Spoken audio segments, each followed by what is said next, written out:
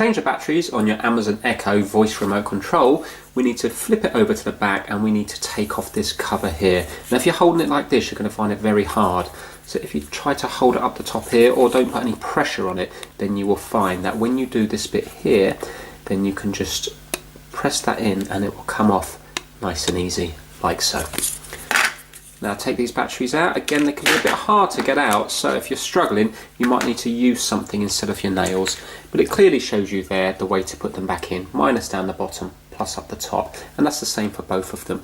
So we're going to get our batteries here, minus and plus, and put them in that way there. You can see it's spring loaded at the bottom here, so it makes it easy to get the second battery in. And again, minus at the bottom, plus at the top. Cover back in, bottom bit first, then the top bit. So it clips in like that. Clips back into place and it will all be ready to work again. Thanks for watching.